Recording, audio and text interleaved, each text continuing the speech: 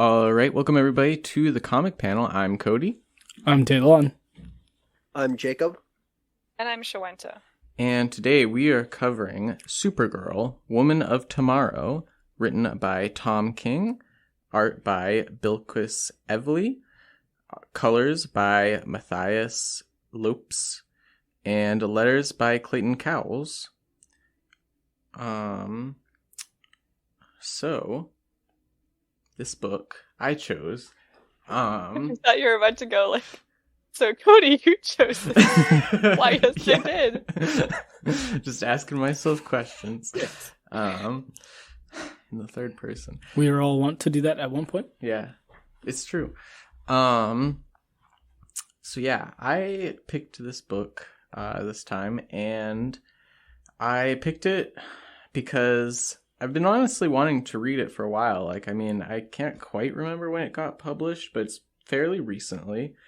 It was 2021, so 2 years ago when it started and collected last year. And I bought it on the digital marketplace on sale. And then I was I'll choose it, a different time though. I'll just let it sit in the library for a little bit. And then I'm pretty sure this happened. I can't remember if I chose it and then this happened, or if I chose it and that was part of the reason that I chose it. But James Gunn, director and movie producer and recent head of DC Films, announced that he, basically a new slate of DC superhero movies, and one of which is going to be a movie based on this story. So if I decide to pick this before that announcement, I'm just going to pretend that it was because of the announcement, because I don't remember anymore. But yeah, so it just seemed timely that, since they are directly adapting this, like all the other movies were just character based, but this story is supposed to be direct inspiration for that movie. Gotcha. So that announcement was made recently. Yes. Okay. For some reason, I thought you were going to say you chose it a while ago, but then something happened where we didn't do the show for that. No. Okay. No, nothing like that. So my brain was still trying to force it to make that make sense. Yeah. But yeah, other than that, though, I've just heard really great things about the book, and I thought that the covers looked really nice when I saw it in shops. And also Tom King has a medium batting average when I read him. Sometimes it's really good, and sometimes it's not as really good. Mm-hmm. I think that's what we call batting 500. Is it? I thought batting 500 was the good. No, that's batting 1,000. Yeah. Okay. I guess then that I didn't know people said that.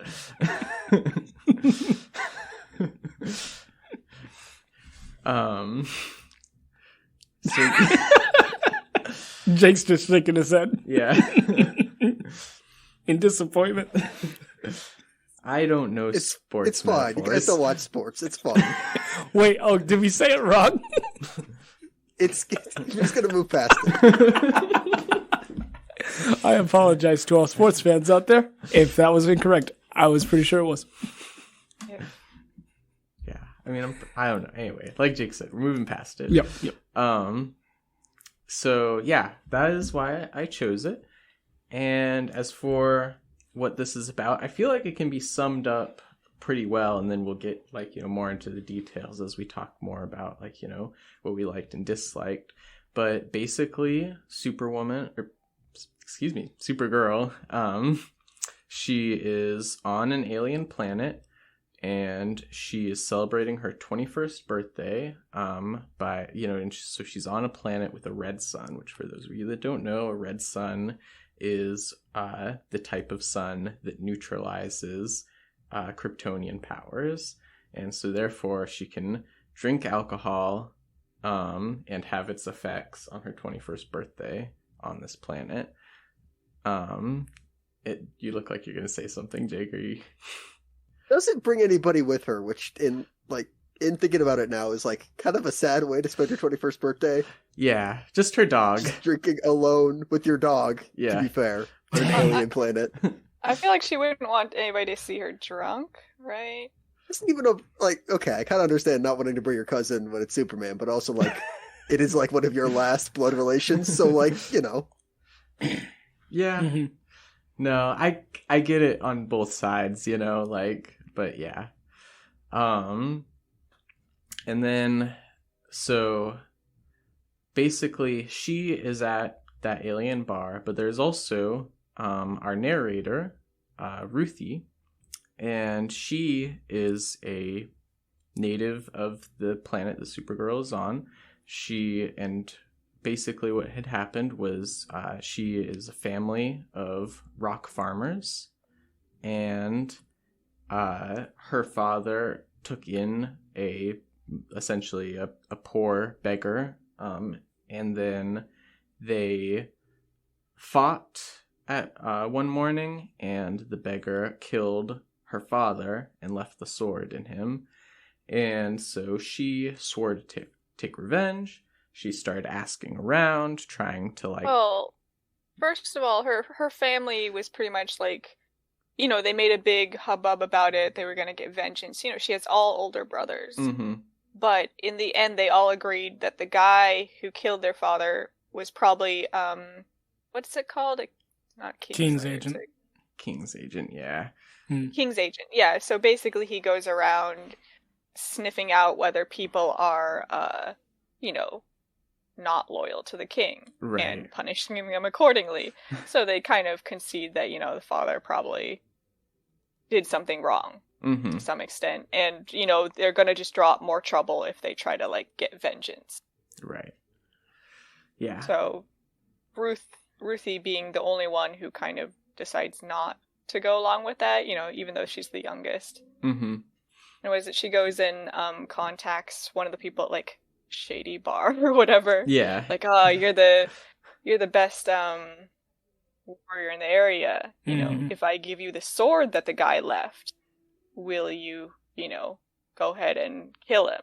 And the guy's like, okay, I'll take the sword. Promise I'll do it. You know, pinky promise. Like, don't even worry about it. And she's like, consider wait. I'm dead already. She's like, wait, no, you can't have the sword before it's done. He's like, taking it already. And she's like, now just give it back to me and we'll have a proper agreement, like gentlemen. And, you know, obviously the guy doesn't go along with it. And who stops him from leaving with the sword but Supergirl? Drunk. Yeah. Yes. And then... yeah, I think that there's a second bar fight where somebody is like, you know, Superman, you know, put my brothers in the Phantom Zone. Later. That's when they're off planet. Yeah. Oh, okay, that's later. Sorry. Okay, I'll get back to that. So basically, Ruthye, you know, tries to convince Supergirl instead to be the one to help her. Yeah. And Supergirl's like, I'm just here to get drunk for a bit. I gotta go home soon, and she like goes to leave to her rocket ship, right? Yeah. Yep. And Ruthye basically chases after her. And at that point, though, the man that killed her father, like, kind of also finds her because she's been, like, you know, asking around for, like, mercs to, like, kill him, excuse me. And so... like, basically, he's there, Supergirl's there, and Ruthye is there, and so he's there to kill her, just for, like, you know, daring to, you know, try and kill him or get him killed. Yep. And... I'd like to submit my objection to that. Right. Yeah. I like how he said it. But yeah, so, you know, he shoots his arrows at Supergirl, and Crypto, her dog, goes to defend her, but, he's only a dog and doesn't realize that he's powerless and gets shot with the poison arrows. Yeah, so in case this guy wasn't already enough of a villain for killing a guy in cold blood, No, we have to have him shoot a dog. Yeah. Okay, yeah. We'll just ignore what just happened.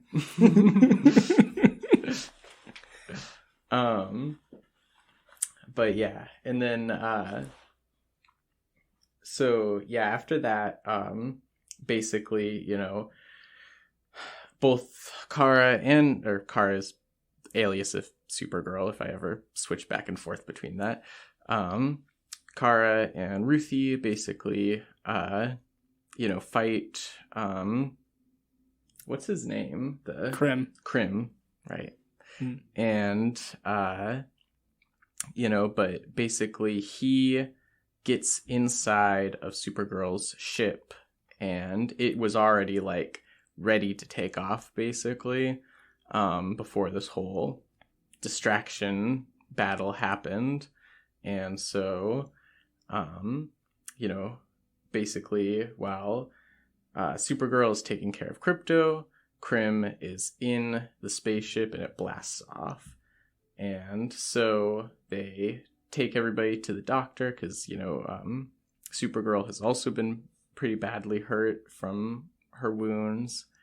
And basically one of the doctors says that Krypto won't heal unless they can get back to the person that poisoned him with the poison arrows, because they need a sample of the poison in order to like make an anti-poison or something.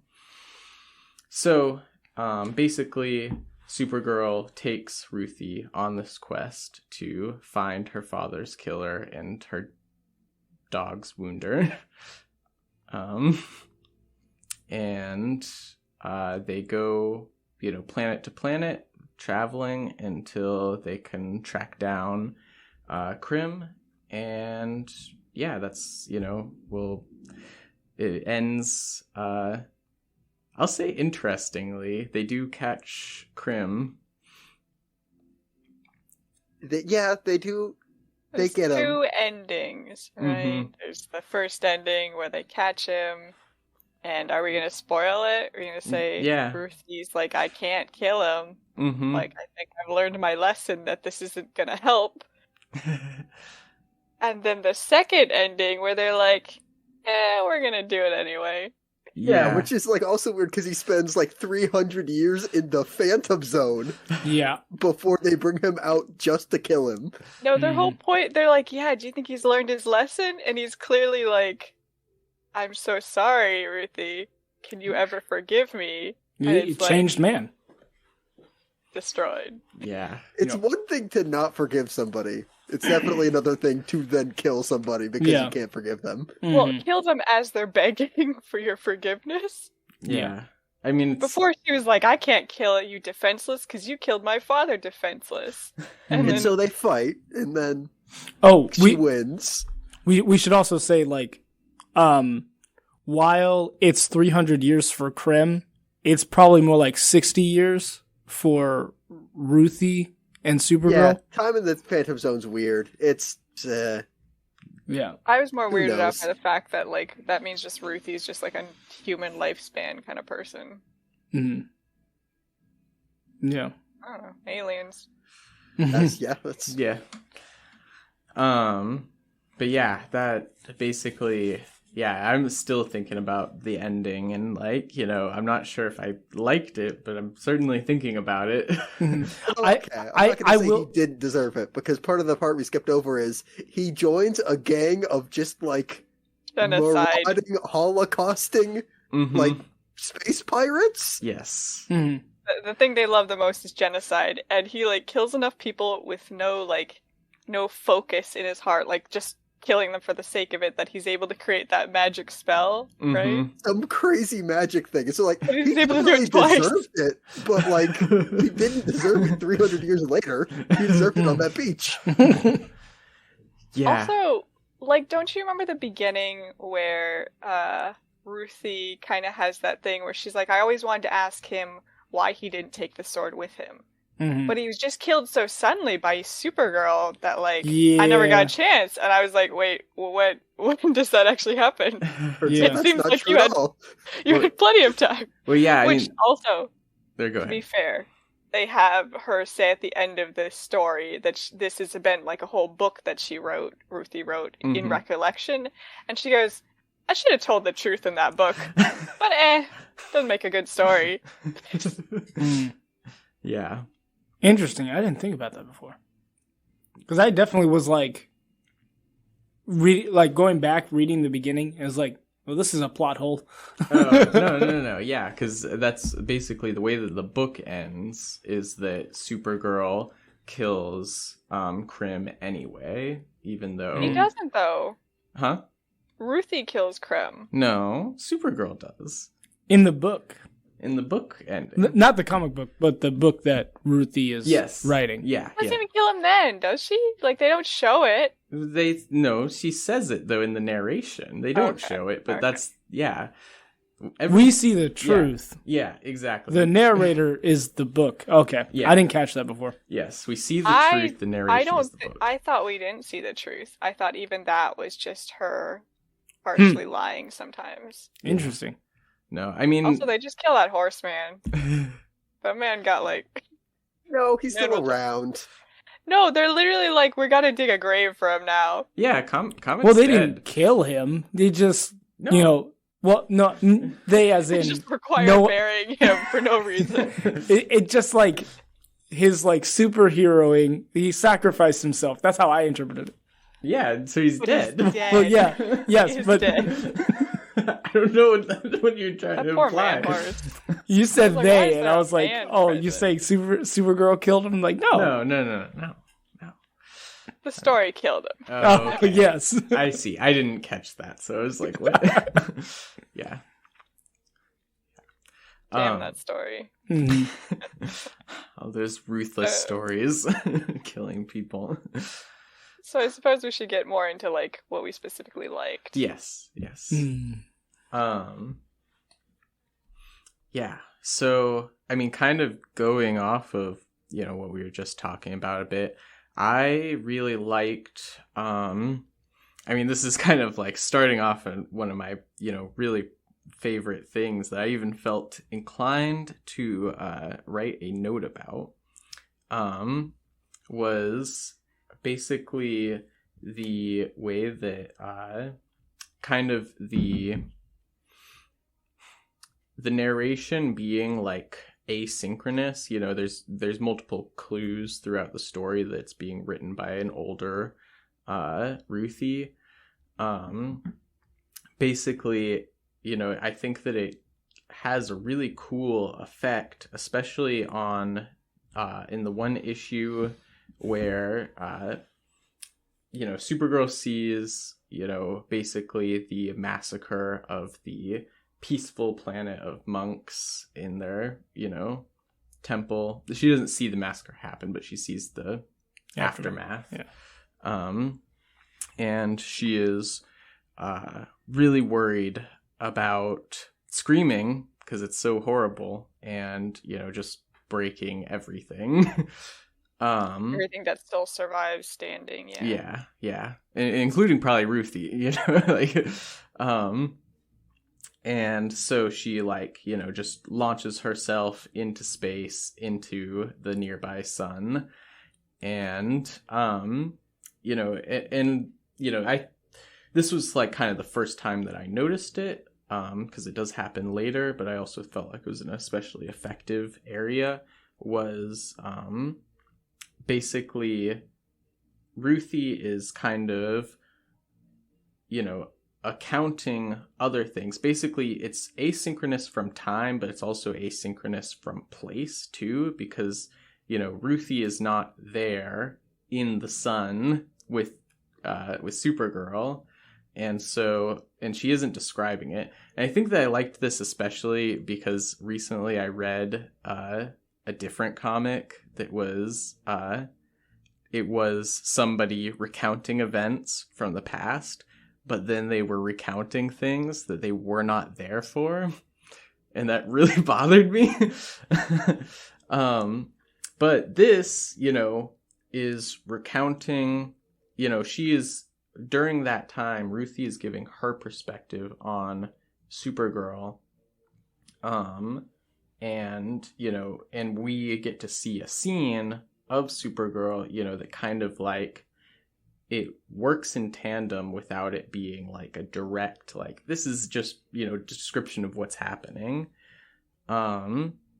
It's like it's a different narrative POV from the artistic POV, but they still strengthen each other.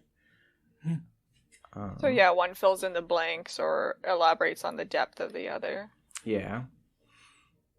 Especially with like certain portions where Supergirl, it's Ruthie's interpretation of how Supergirl's handling things. A sense of I don't remember what specifically she says at times, a sense of loneliness. Yeah. That she senses in her actions. Or she during that part she talks about, actually I have it written down specifically, but it's restraint. Yeah. Oh yeah, that one. Yeah, I really do like that section too. I wasn't thinking so much about what happens in it, but I do like her description of how she thinks Supergirl is, because of course she can't confirm it, but she gets the feeling that Supergirl is, it's not that Supergirl turns on like her laser eyes or whatever, but the opposite, where she has to always keep it off, kind of thing. Yeah. She's always having to subdue herself to like be able to be on the same level with other people. Right. Which I loved that, for like the character, but also to imagine, Kryptonians on a yellow sun planet and just like not holding back at all and just like running around at super speed and like laser X-ray eyes just all the time. Full tilt. Yeah, breathing out cold breath at the same time. Just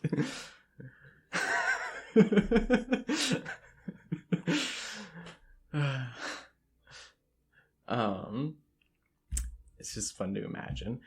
Speaking of which, another thing that I really enjoyed was one, in general, the kind of weirder aspects of the super family mythos, kind of being woven in, and also in particular the red kryptonite pill that they take on the train when there's a giant space dragon, and at this point they're still in a red sun system, so Supergirl cannot save the train from the dragon, but she takes red kryptonite, and it basically gives her like, I don't know, kind of Phoenix powers. Is temporary boost? Yeah. Is that something that's like that is precedence in the comic? Well, it's like comics? She says, red kryptonite for Kryptonians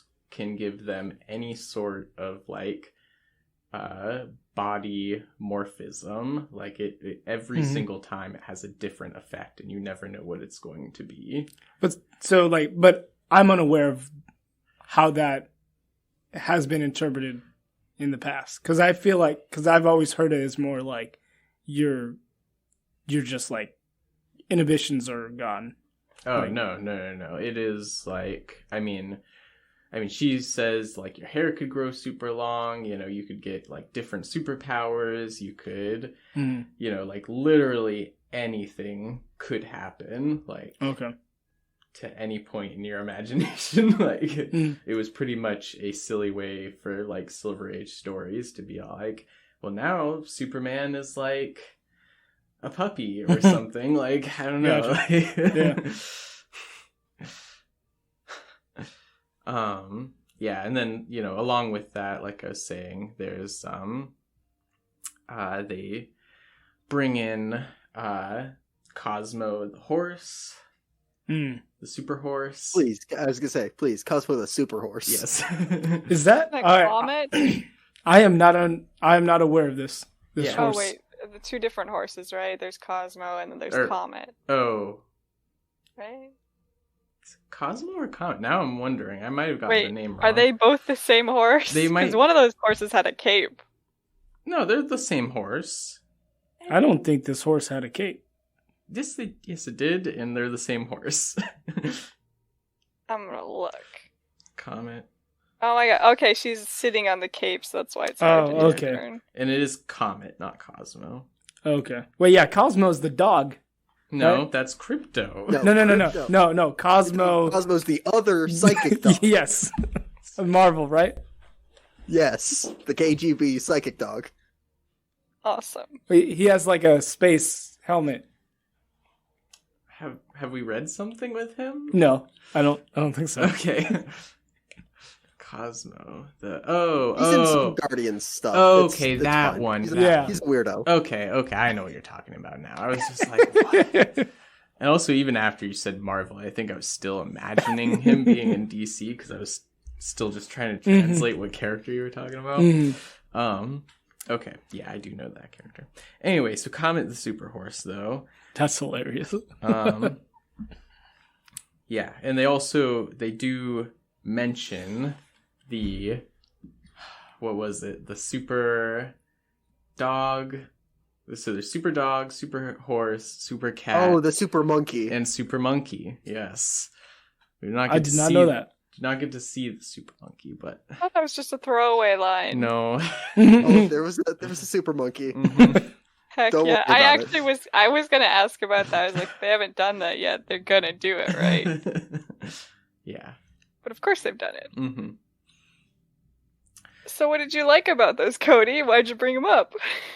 Oh, I mean, I just like, the incorporation of, that from, the earlier mythos. Like, that was part of, just like, I guess, and this also incorporates into the next thing that I liked too, that I feel like this is a really good kind of, twofold. It's really good for like, new people and old fans of the character to come in, because, it has a lot of like, this weird stuff, but it also like kind of is like, hey, this is this weird stuff, and it's not that hard to understand, really. Like, you just gotta kind of, take it with us here, but, yeah, and like, you don't have to know that much about Supergirl's history to jump in on this. Like, you don't have to know that she was killed in Crisis on Infinite Earths and gone from continuity for like 20 years. You don't have to know that she was once like, basically a little goop thing that like had her brain matrix waves imprinted onto it, and so she had different powers. You don't have to know about Power Girl, which is an alternate universe version of her. Don't even bring up Power Girl. You don't have to know that she was once a Red Lantern. You just get to start here. I mean, I didn't know at least the Red Lantern part, and I didn't know any of that. Yeah. And you've read Crisis on Infinite Earths. Yeah.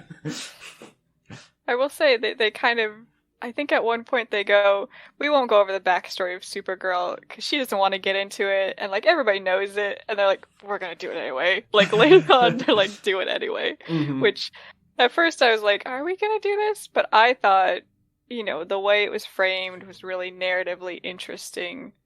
You're so used to like Superman's thing of like, I was a baby shot in a rocket. Like, yeah. Just got away. And then Supergirl being like, I didn't have a rocket. I didn't get to escape. And it didn't happen as quickly as we'd like.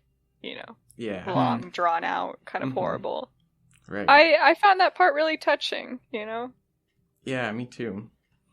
Yeah, that's a part I really like too. Is that like was that for this book, do you know? Or was that something that's just like kind of been around but not really explored? I don't know, but I my instincts say that this was for the book. Interesting. I like it. Yeah.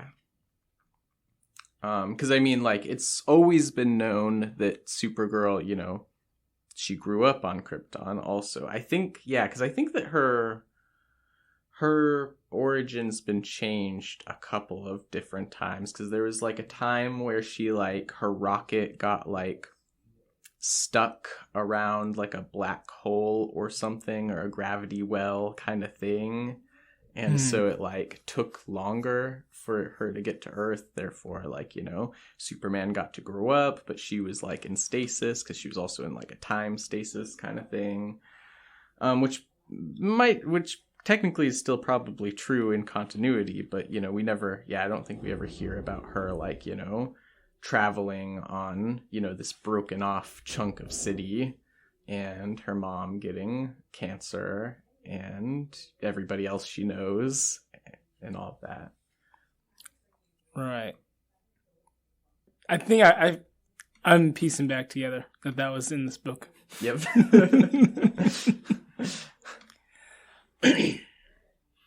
What else did I like from this book? I mean, I really liked, we sort of went over it, Ruthie's whole thing at the end. I mean, I kind of knew they were going to pull I can't kill him. Mm-hmm. And I like how they turned that around to, a big twist. Supergirl did not need to do this, technically, kind of, right? Oh, yeah, because Crypto isn't well, he did get poisoned, but... Well, Supergirl's whole thing of being like... Well, also Supergirl being like, I couldn't deal with it. I was like, what are you, a veterinarian? I have heat vision. You're just going to burn the poison? Yep. Yeah. That was a little pompous, but she's like, I could have done it. I didn't need to do this. I'm like, okay. Yeah. So you're saying you like that? That twist? I like the fact that what it turns into, where Supergirl you know, Ruthye can't kill Krem. You know, she's even beaten him in this kind of battle for the sword that they had on their own. Supergirl shows back up and is like, I'll end this. She picks up the sword. You know, she's gonna kill him. She's like, you know, I brought you on this trip so that you would learn something, Ruthye. You know, she doesn't say that exactly, I think, but Ruthye comes to that conclusion in some ways. Mm-hmm. And Ruthye at the last moment being like, you're wrong, I did learn something. You know, I did learn what you wanted me to learn. Mm-hmm. Even if it's hard for you to see because, you know, you've been through so much. Yeah. Yeah, I like that last moment thing. Because, like, Supergirl is just going to kill that guy and it's going to be over with. Mm-hmm. Yeah. I will say, like, I enjoy that aspect of, wait, hold up, don't do that. Like, I did learn what you were trying to teach me. If only they had left it there, I would have been fine. We will get into that. But yes, I do enjoy that ending. Even if they hadn't have, like, done what they did later, I still wouldn't have liked this too much, because, like, we're just gonna let them, like, I guess if they just let him rot in the Phantom Zone, that would have been okay. But, like... Yeah. If they just put him in, like, a normal jail, like, bring him back to the planet, like... That's not gonna be tough enough. Yeah. Yeah. But, I mean, it kind of shows, that portion shows, I think Supergirl says, you know, I couldn't teach you to let go of this, you know, whole quest for vengeance. Or, you know, just let go of these hard memories, too. Because, and have them drive you, because I still dream of Krypton, she says. Mm-hmm. Right. That's true. You know, I can't teach you it if I haven't learned it. Because Ruthye asks Supergirl at one point, do you still dream of, like, saving Krypton? Or maybe it was just Krypton. She asked, do you ever wanted to, like, get vengeance for your planet? And she goes, no. Mm-hmm. And Ruthye says along the lines that she detects a life of regret. Mm-hmm. in what she says. She's regretted the fact that she hasn't in some ways. Mm-hmm. So she's not being totally truthful. And I think, oh man, I'm forgetting the section where Ruthye talks along the lines of Supergirl. She always says kind of the like ethically right thing to say, even if it's a lie. Where she's like, no, of course I would never want to do harm upon my enemies. Yeah. I can't remember what she says exactly. And Ruthye goes, if you tell a lie good enough, it feels like the truth. Mm-hmm. So there's a lot of fun little phrases and like mm-hmm. talking times. Yeah. Part of me wishes that I had a little bit more time to like solidly like pick out the themes on this. I definitely read like the majority of it today. Oh, gotcha. Nice. But I can tell that they're definitely there, and like we've kind of already picked out some of them to an extent. Like of course, like with any kind of superhero thing, plus any revenge story, it's like vengeance versus justice, and then restraint. Just like when to have restraint, and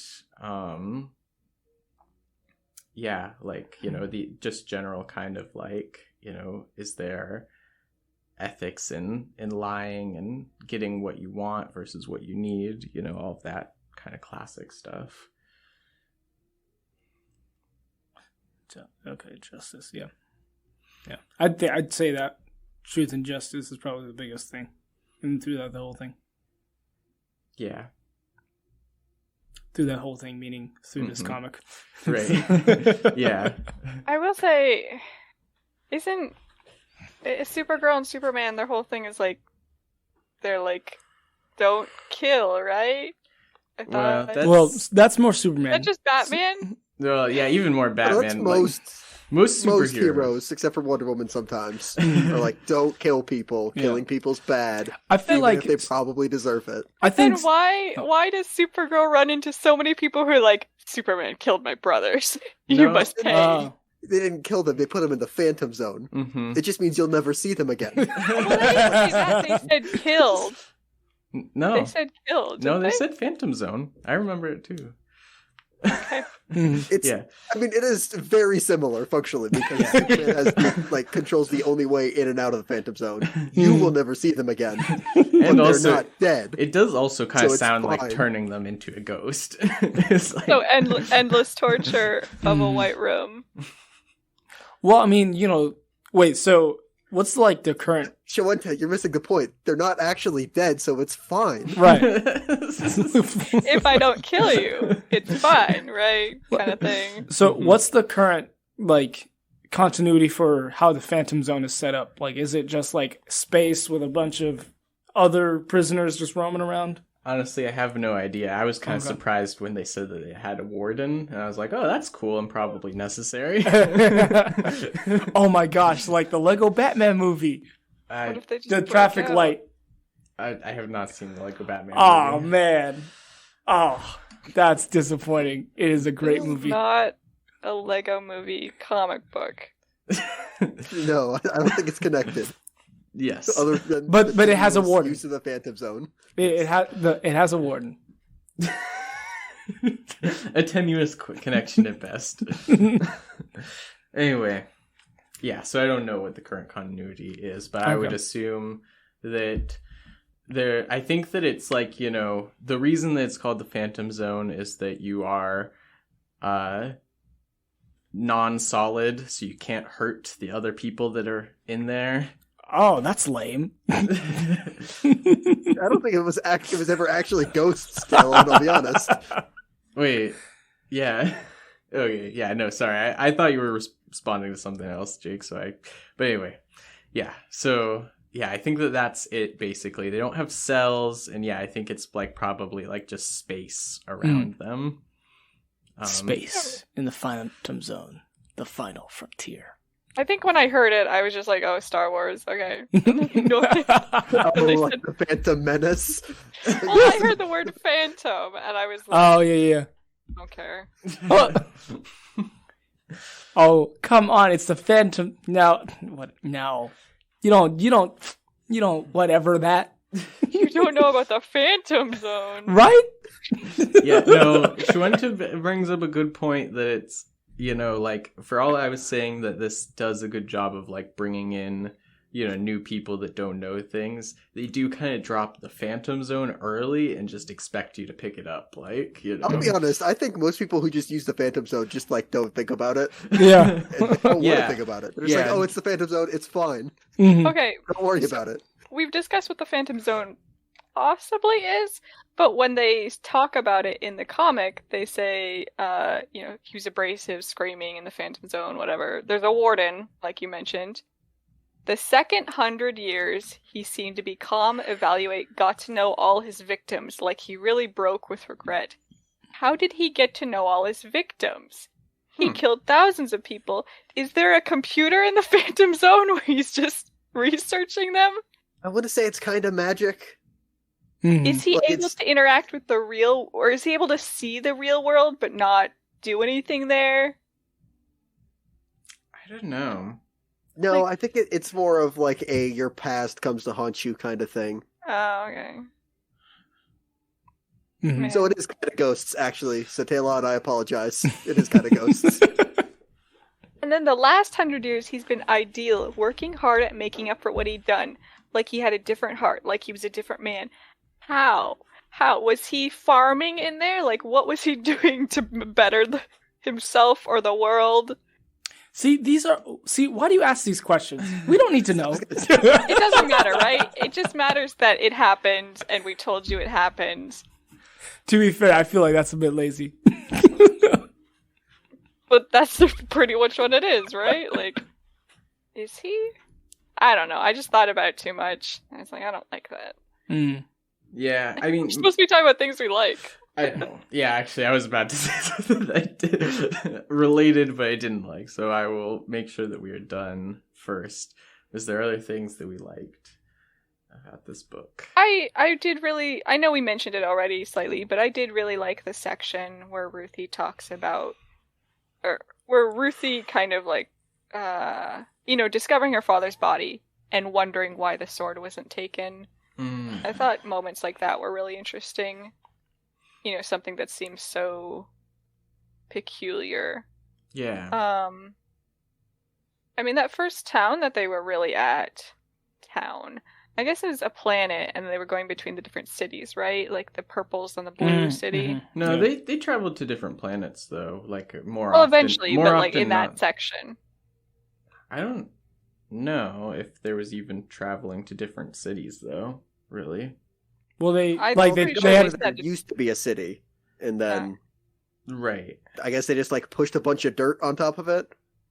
Yeah, because basically there was a settlement outside of the city limits where the purples lived. I guess I appreciate for the world building the fact that the aliens often seemed very bizarre but relatable.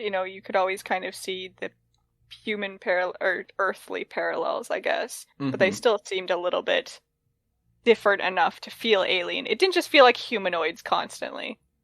Yeah. Even though it kind of was. They kind of reminded me of like Ghibli monsters, like Spirited Away in some ways. Like except there's a 50s diner. Yeah. and they're aliens, not spirits and monsters, yeah. Gotcha. But very similar vibe as far as like kind of not even character design necessarily, but like attitude. I don't know. This is specifically the blue people? No, all the aliens in this book. Gotcha. Other than Supergirl and Ruthye. Mm-hmm. No, yeah. Like that big gate they were at. Mm-hmm. It just looked inhumanly... Like, there's a lot of times where things were kind of abstract in a way. You couldn't totally understand it, but you could understand enough to recognize what it was. Like, it's a gate.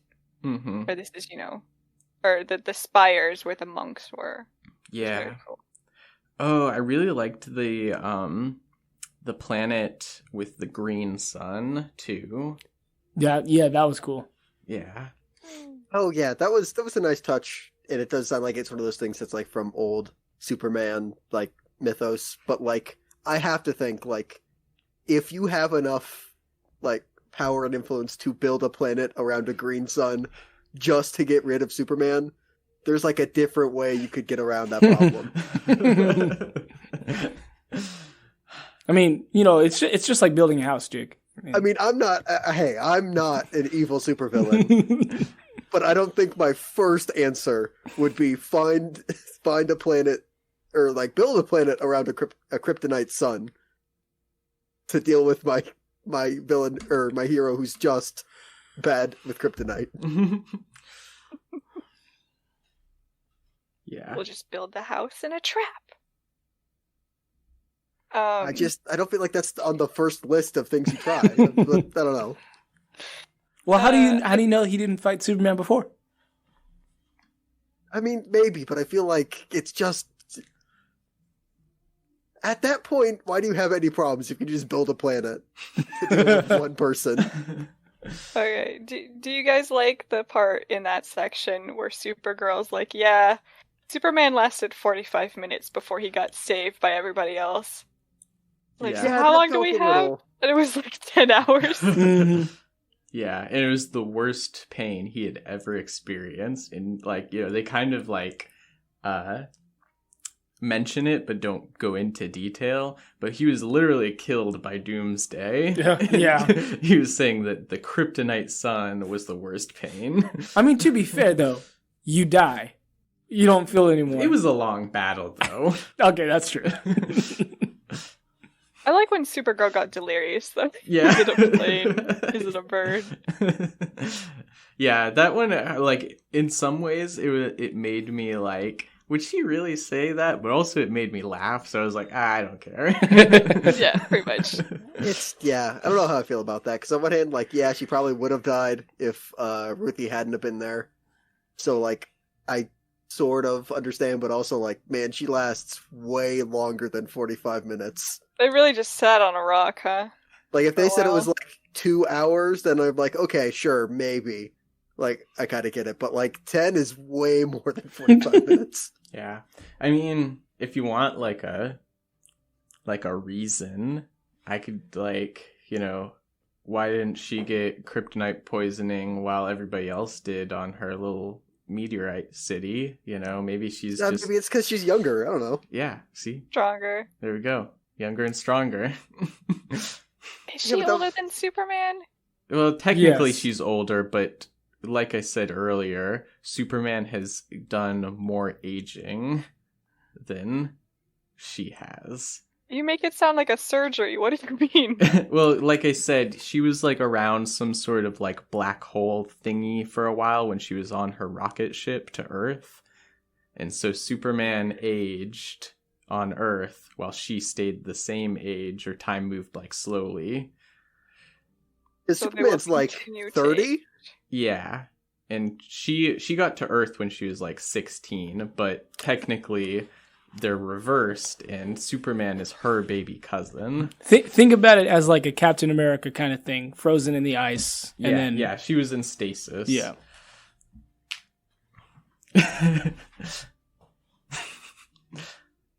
Okay, I'm going to say the real answer is don't worry about it. I'm just going to say the last thing I like about the book. Personally, I mean, going back to the beach scene again, you always got to have your cool cinematic scenes on beaches, right? First of all. Oh yeah, the dramatic showdown has to be on a beach somewhere. Yeah. But also, I think, like, there was kind of no reason to have him blindfolded, in my opinion. Oh yeah, he doesn't have laser eyes or anything.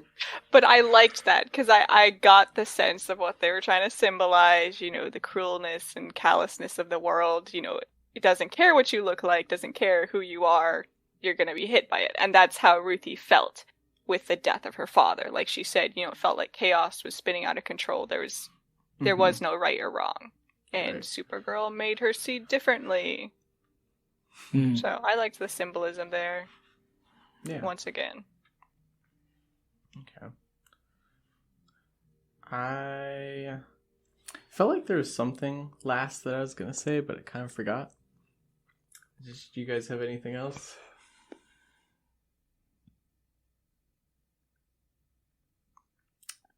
No? All right. As a little bonus round before we go on to what we didn't like, I thought it'd be fun because I looked up a list. This is the list of things that Red Kryptonite has done. Transformed into a dragon. Become evil. Okay. Transformed into a non-powered giant. Transformed into a dwarf. Transformed into an ant-headed humanoid. Transformed into a lunatic. Rendered amnesiac. Rendered temporarily blind to anything colored green. That's fun. Excessive hair growth, loss of power, gained telepathy, and began to grow a beard. Lost his invulnerability along the left side of his body. Generated an evil doppelganger. Okay, yeah. Unable to speak or write anything but Kryptonese. Nice. Growth of extra limbs, loss of balance and manual dexterity, mental transference, rapid aging, personality alteration, and then 3 Phantom Zone criminals used their mind power beams by combining red kryptonite dust with green kryptonite dust in space, which caused Superboy to permanently lose his superpowers.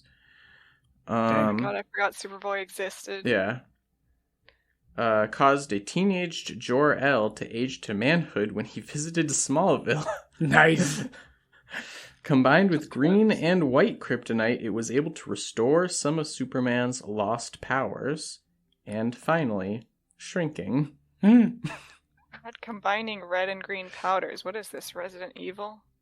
I'm sorry, I don't get that reference. Yeah, wait. Don't worry about it. The pill wears off, right? So like the person who's like made evil was just like eventually like, oh, yes. Got my morals back. Yes, correct. Okay, that's gotta suck. Yeah, I had no idea that white kryptonite was a thing. Yes. We can't start talking about all the different kryptonites all the things that they can do. We won't. We don't have time. Off mic, sure, but not right now. So let it state for the record, Taylon did not know what that was. All right. Anyway, so now, officially, moving on to what we didn't like. Mm-hmm. I felt like the beginning was real slow. What part, like just the first issue, like meeting Supergirl, or like what do you mean? Like not until they were both off planet, basically. I don't know if that. I think that gets past the second issue, but you mean like when they were on the ship? Yes, that first guy. I mean, okay.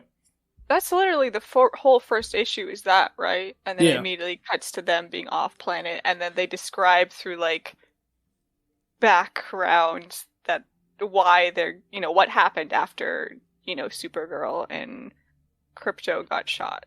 Mm-hmm. Yeah. That's true.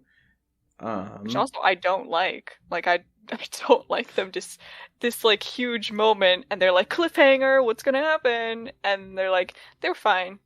But for now. Just yada, we got for planet, don't worry about it. But especially like I think, of course it's a cop out, not cop out. It's stakes. The whole thing with Crypto being like, we gotta find the poison. Crypto's gonna die in 6 to 8 weeks. But like, that's supposed to be kind of stakes, right? It's like, it's not actually stakes because it's not real, but it's supposed to be stakes for why they're going on this mission, not just vengeance. Right. But it's also the fact that it's described through like, by the way, big stakes are going on. Yeah. Stay tuned. Yeah. Instead of like seeing it, like even do we get some Supergirl faking it sadness over Crypto, even though she knows she could totally heal him right now? Yeah. I want to see her Oscar-winning performance. Well, she doesn't need it. Ruthye just blindly believes it because it allows her to complete her goals. She doesn't need to have any very much lied to. But yeah, and that reminded me though, despite that, one thing that I'll add real quick that I liked was the building of stakes. Like from, just, Ruthie's dad and Crypto, and then up to, we have to get these, genocide pirates. It really was like, oh yeah, this is important now, and like you gotta get these guys. So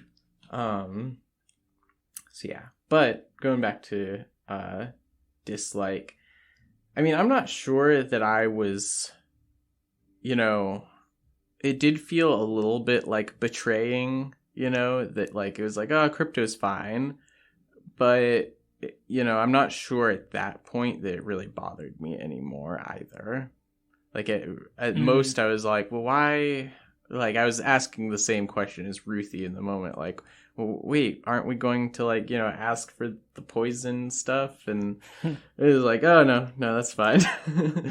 Supergirl been like faking interrogating him this entire time. She's just been beating him up. Oh yeah, that's fun.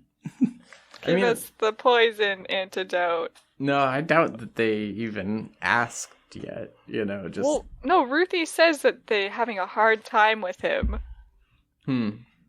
I thought. Interesting. Maybe. Yeah. I don't know. He's not giving up the secret, which actually, I guess that would make a lot of sense if it was like, he's not willing to give up the secret, but Supergirl's like, I don't really need it. Yeah.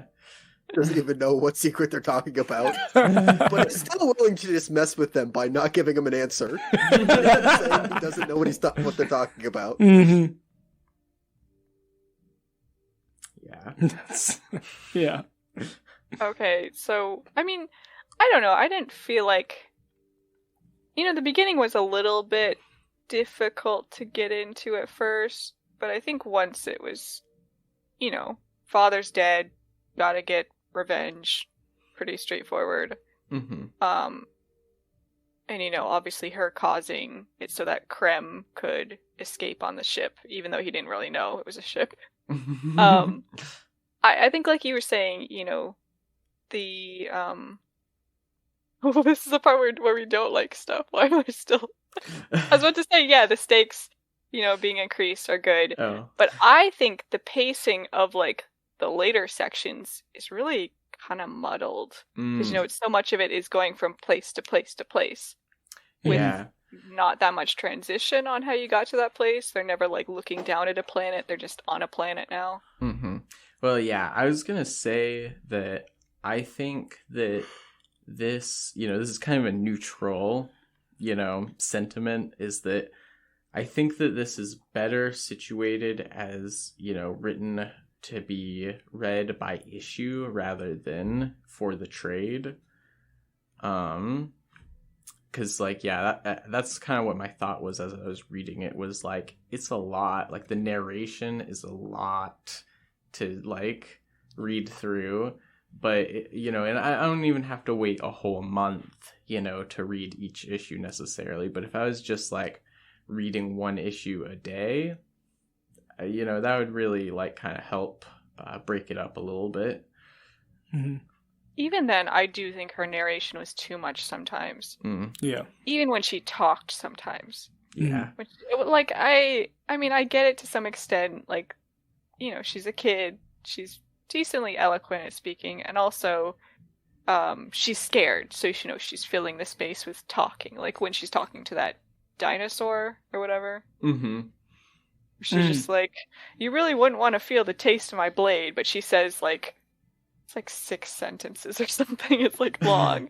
It's going on and on and on. I'm like, stop talking for 5 seconds. Sometimes she'd be like, that's the thing, because it would be her recounting it, and then alongside that, she's just talking and talking in the scene too. Yes, yeah. I was like, oh my god, stop! I don't need to hear you describe this.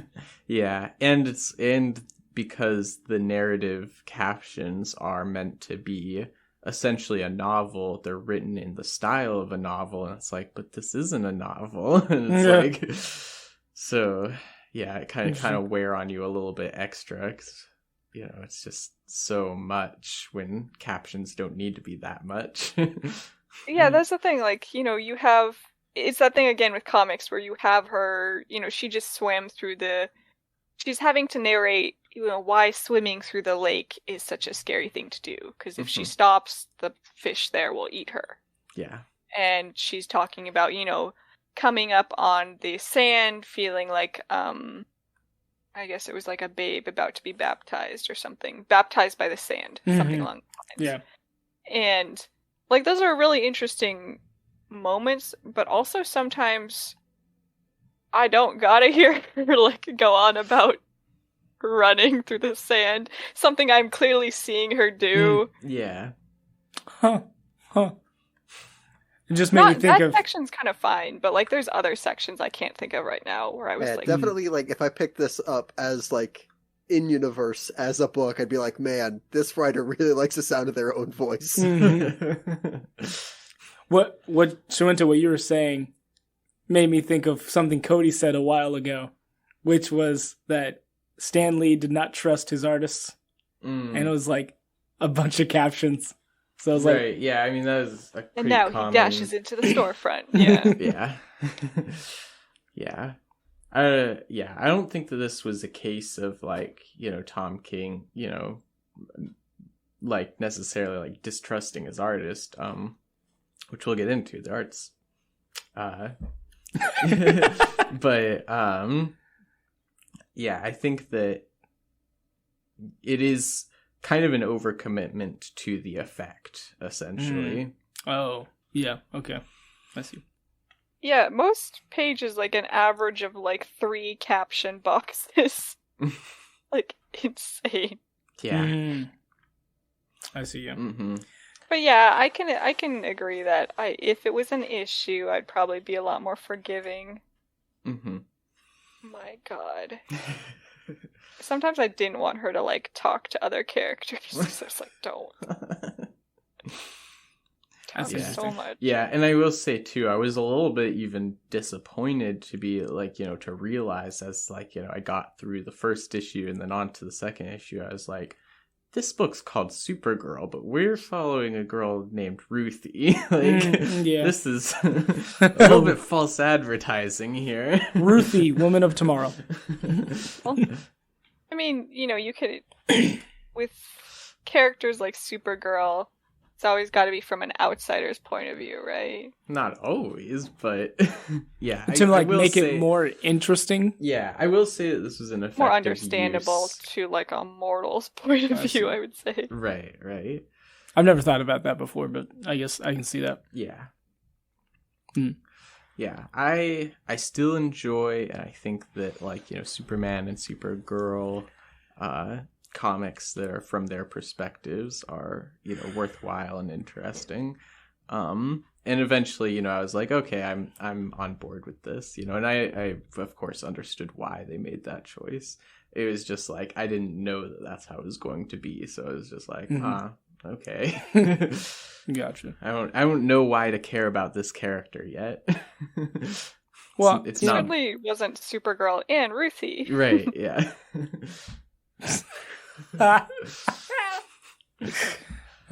Yeah. Also, I was gonna say, where'd Cosmo even come from? No, I said the wrong name. Comet. Comet. Yeah, where'd he even come from in this story? Like, no, she literally was like, well, I need something to outrun that spell. Yeah. So she recruits Horse, but off screen, Horse is just there. Yeah. Well, yeah, they kind of skipped over the part where Comet's in love with Supergirl, but don't worry about that part. Right, but did she just, like, call out to him? That's a really... See, they have that whole portion where, like, she's like, yeah, well, he's cursed to be a horse, but, he's something, and she's like, he was in love with... never mind. And I was like, what? He was in love with a horse? Like, no. Like, I didn't know. Yeah, he was in love with Supergirl. Is that what turned him into a horse? I don't actually know. No? I don't think so. Yeah, but yeah, I just didn't like that was like off screen. I was like, where'd you come from? Like, also, and then for him to die is Yeah. the part that's really like the setup is like he's just here, and then the payoff is he dies for Supergirl. mm-hmm. Don't worry about it.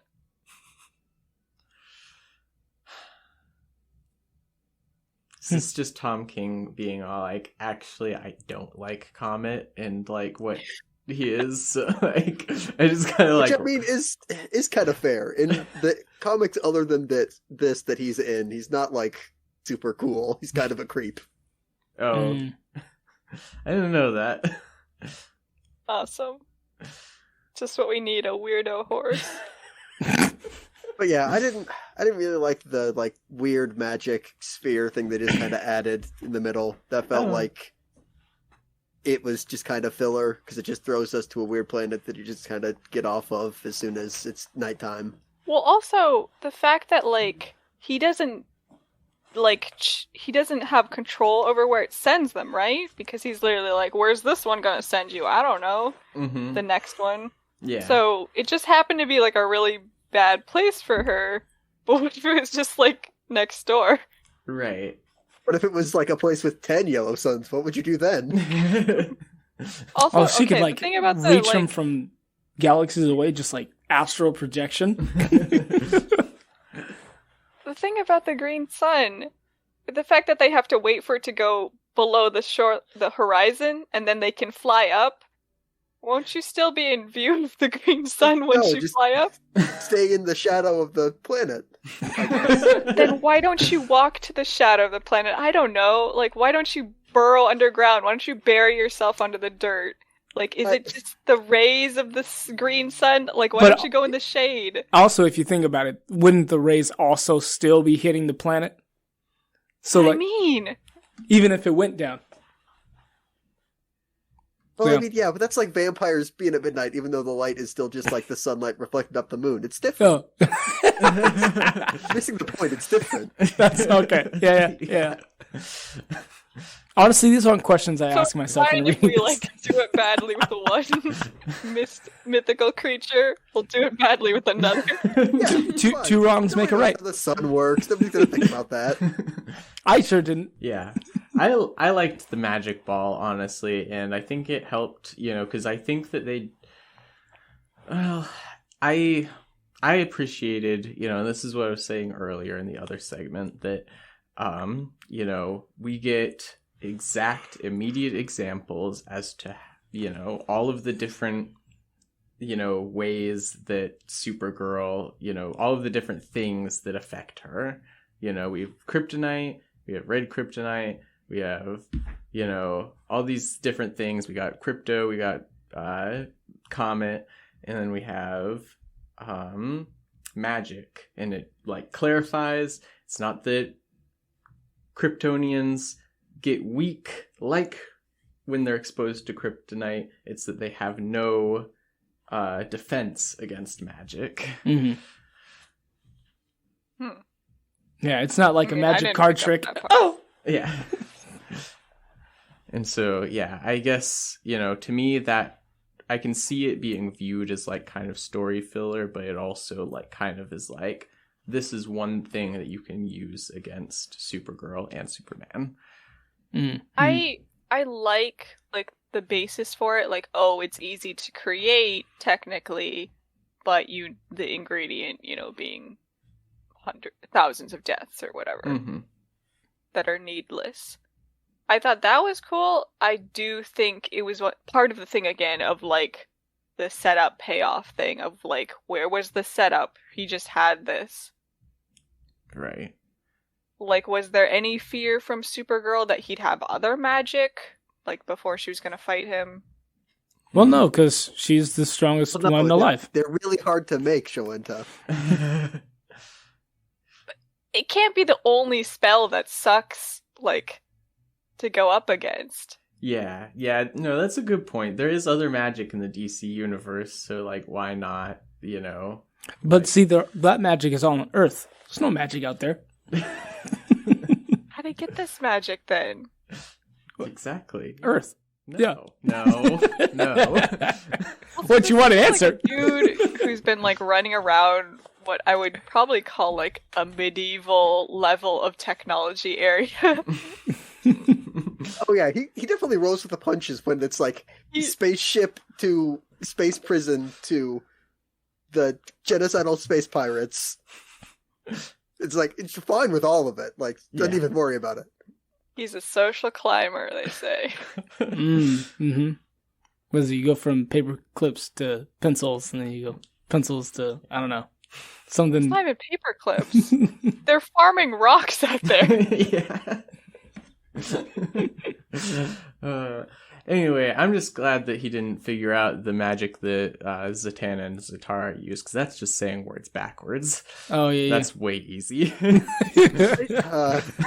we're not going to talk about Zatanna, but it's not just backwards. Yeah. So, for me, I didn't like the story, like, overall, in the sense that, like, we're just going from planet to planet hunting this guy down, and it's just like, for some reason, it just feels very underwhelming to me.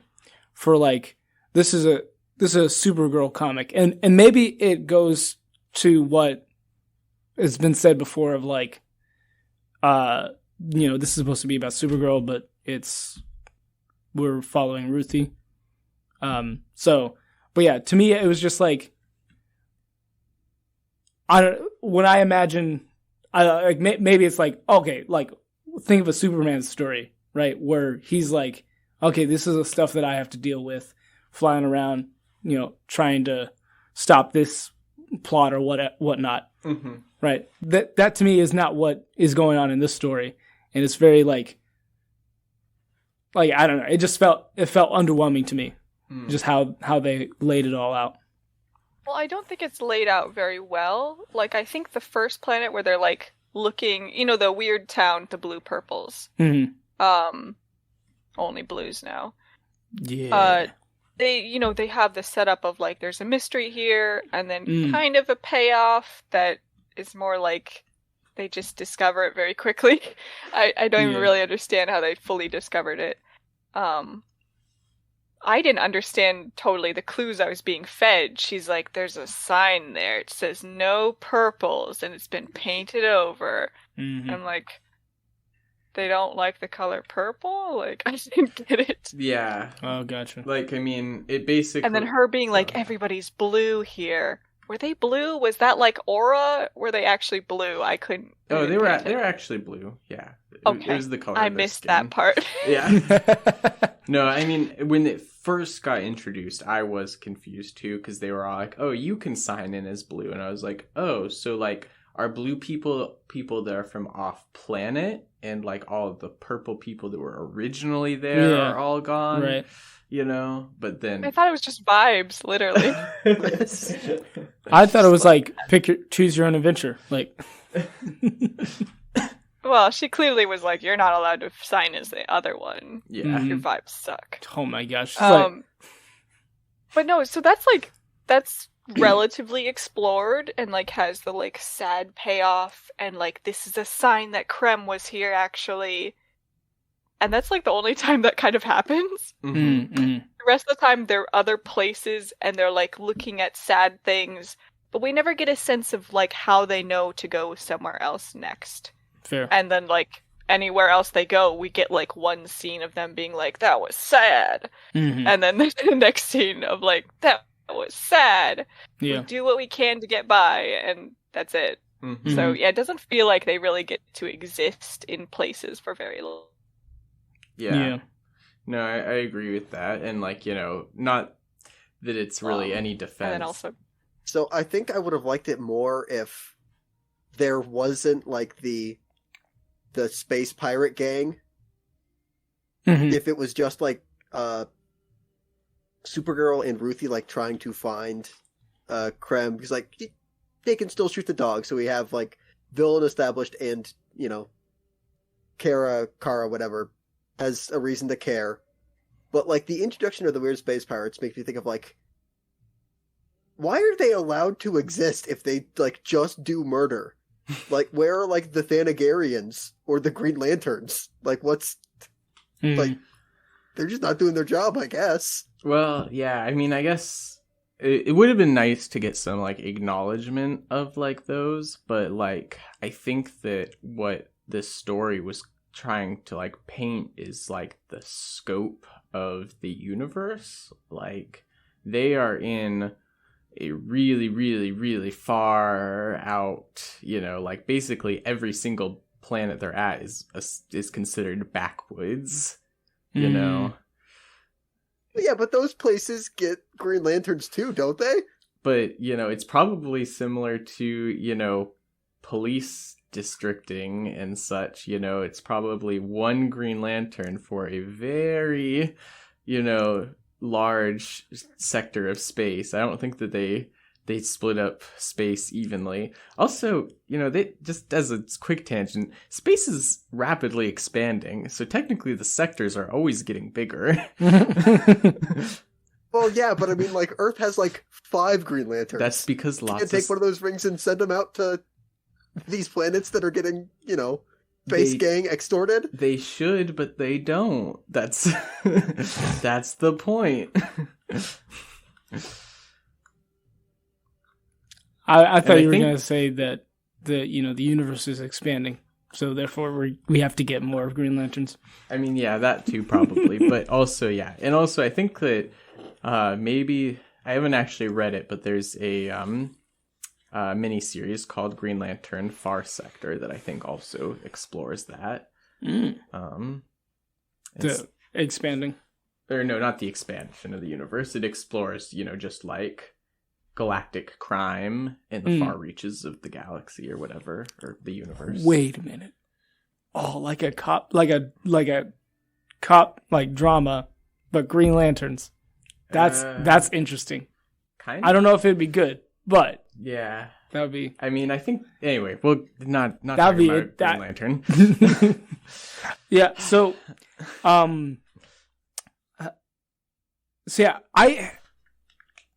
this is me, like, just as how I live life. Like, to me, I don't like the character of Supergirl.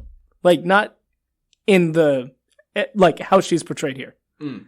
Because to me, she's just, like, not really, like, somebody that I feel like I would, like, jive with. And, like, You mean just not being, like, a proper hero here? Yes. Like, going, oh yeah, I'm gonna get drunk.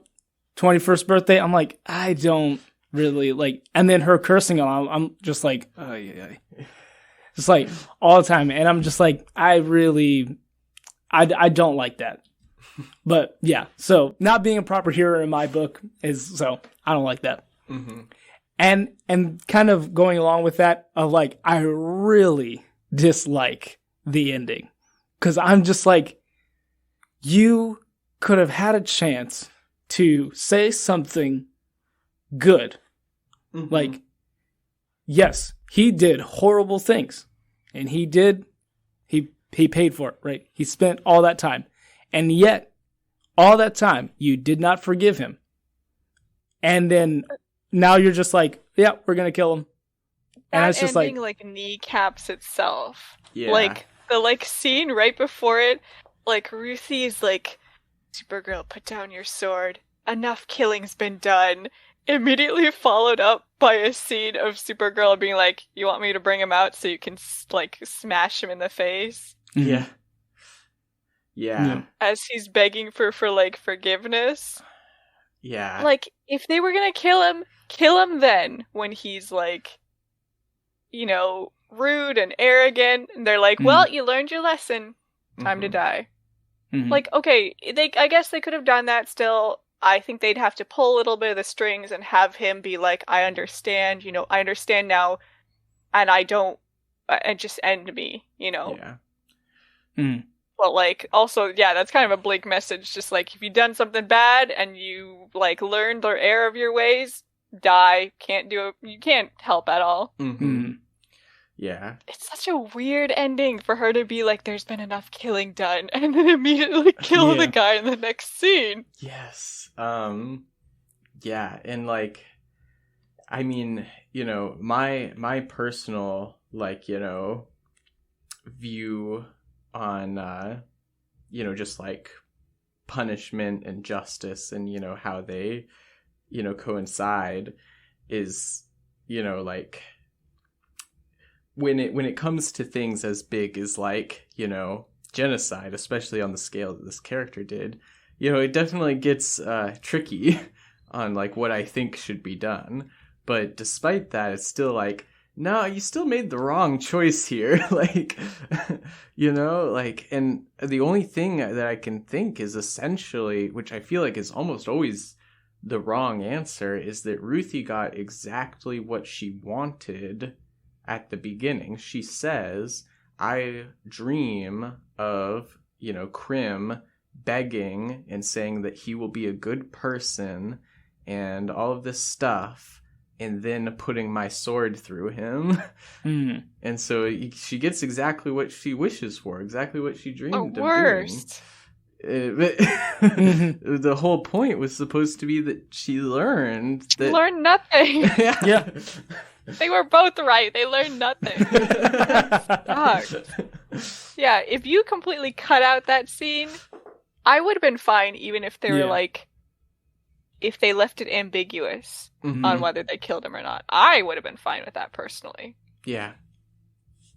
But meh. Yeah, because I mean, I think that it's tough to say, like, you know, like, when you have somebody who's guilty of committing genocide, but, you know, and I think, you know, it's pretty, like, there's at least a large portion of people that also believe that, like, the death penalty is just always wrong.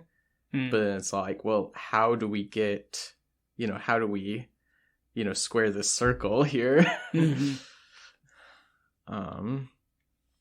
But yeah. Like, no matter what you believe, like, the comic clearly states something as, like, the right way, and then doubles back around on itself. I think, like, it's trying to have its, you know, like, have its cake and eat it too, with, like, well, we don't want to kill the villain, but this villain is too bad to keep around. I don't even think also that. The Joker exists. Because, like, so Batman should kill the Joker once the Joker's learned the error of his ways? Is that what he's waiting for? Maybe. Is that what it is? Like, does that suddenly make it, like, the right moment?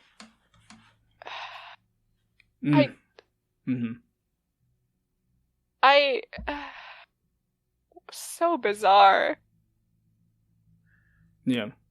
I just completely flabbergasted. Like, they got to the end of the beach scene, I was like, yep, that's how you do it. Learned a lesson. You know, they can kill him or they can't kill him. Okay. And they're like, but we're going to show him, you know, how bad he was. And then kill him. That'll be cool. What? Is that what we were all missing? No, it's just not good. Not good. Yeah. A confounding ending. I want to buy the comic book and then just rip out those last few pages. Just do it in secret and put it back on the shelf. Ooh. I actually saw it at the comic shop. You could do that. Okay. I thought you saw somebody do that. I was like, oh, no. I saw the comic book at the comic shop. Hey, Tilon, you know, I'm not alone. You could do it too. I also... What's your book? Oh, I also say, like, we've touched on this before, but the fact that they were like, yeah, all right, so will you help me? And then, you know, we're on this ship and they don't explain why. And then they retroactively try to explain, oh yeah, actually the backstory is that the dog is dying. I'm like, okay, whatever. But it's not. That's why we're on a space airlines. And they make it even worse. They make it even... Sorry. They make it even worse by saying, oh, actually, no, it wasn't the dog. Like, the dog's fine now. Like, oh, then what are we doing this for? Teach her a lesson, which she did not learn. No. So what were you saying about the airlines? No, I was just like, we don't even get to see them get on the airlines. Did Supergirl fly them there?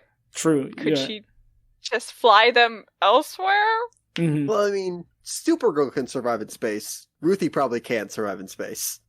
So get some equipment. Yeah, at some point... Where, the medieval times spacesuit store? No, at some point, Ruthie gets a little space helmet in, like, the last couple of issues. Yeah. Also, did they ever get the spaceship back?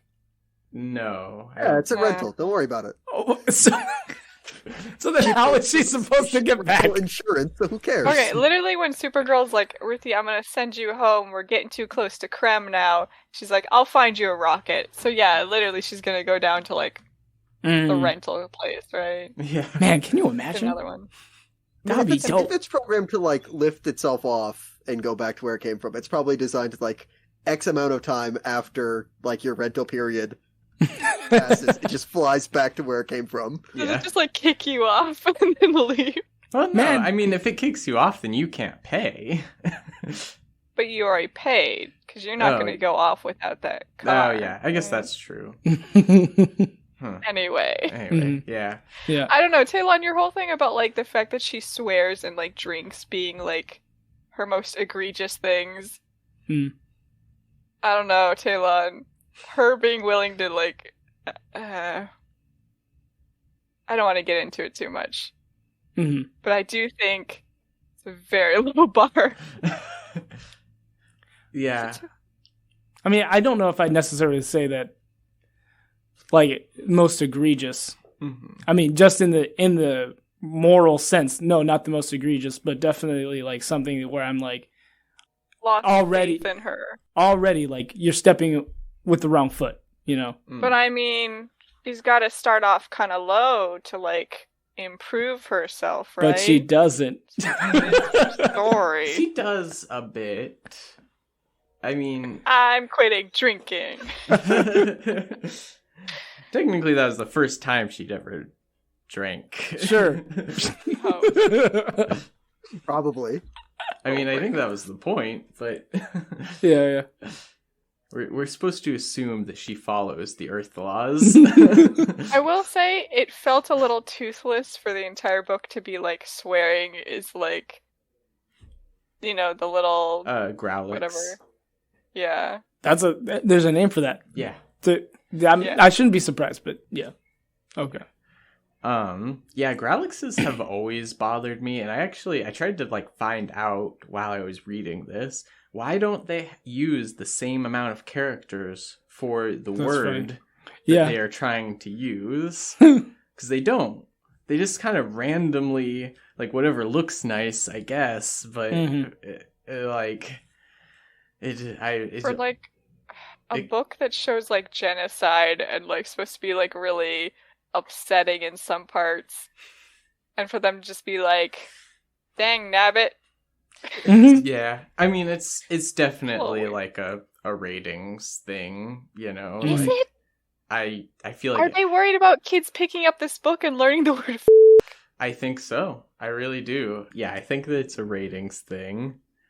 I do think that they are worried about kids, you know, seeing bad language, especially, you know, as, you know, kind of Talon has pointed out, people that are, you know, supposed to be heroes, you know, and aspirational use that language. Of course, you know, there's different feelings about, like, you know, what that, you know, if that is right or wrong, but, you know, for the kind of majority corporate system that owns DC Comics, you know, it's pretty sensible. And I think that this would probably, I mean, I know that they use different things than the movies, but I think that this is probably PG rather than PG-13, despite the genocide.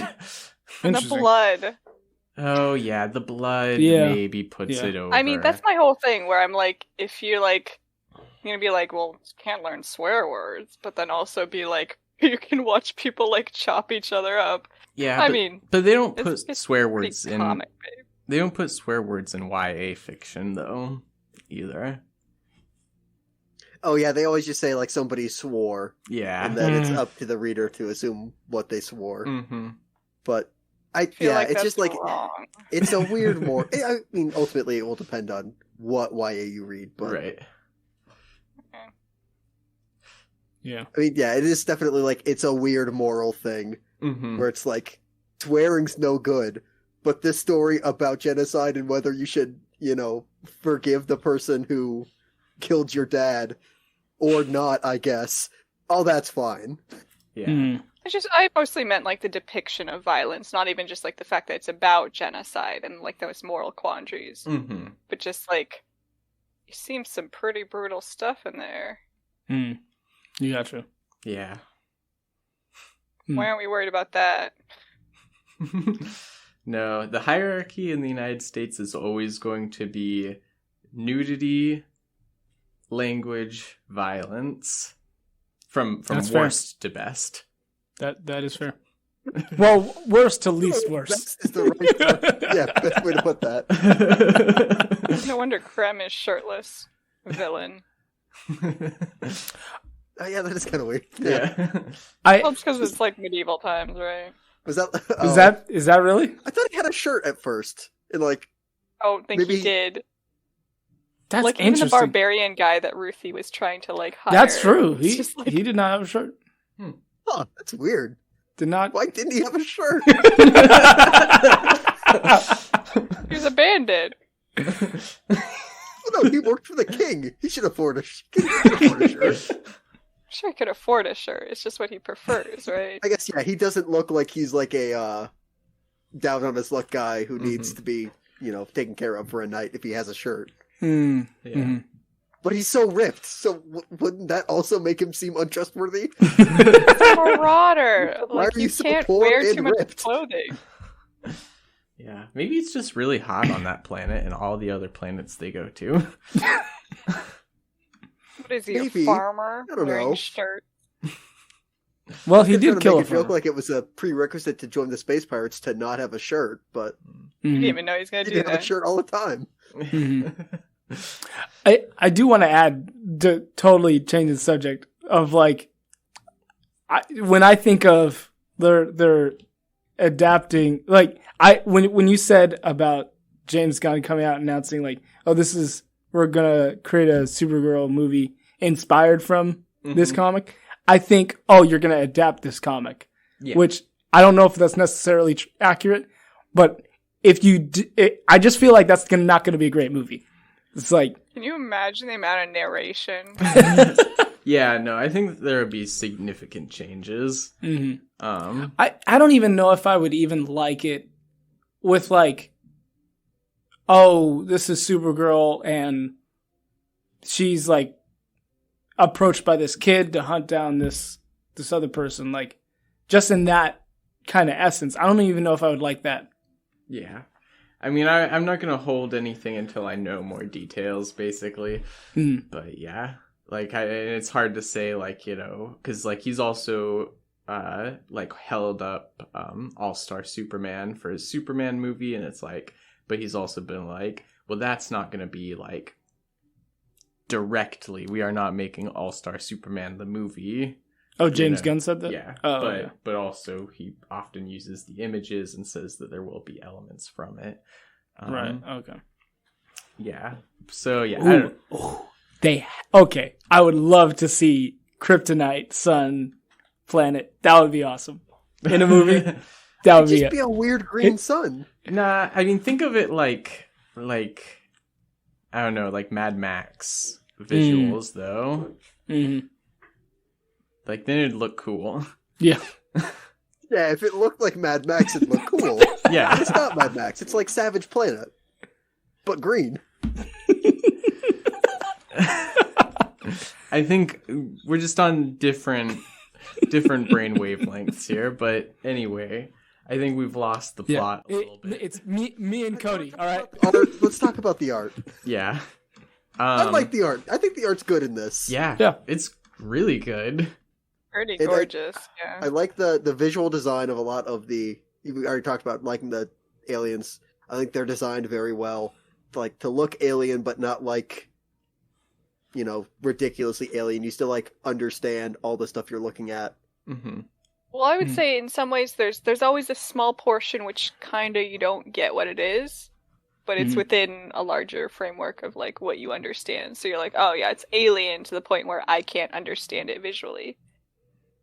I mostly felt that way, like thinking about the gate that she goes into, where I was like, it's abstract in some ways, but enough that you understand it's a gate. Mm-hmm. Mm-hmm.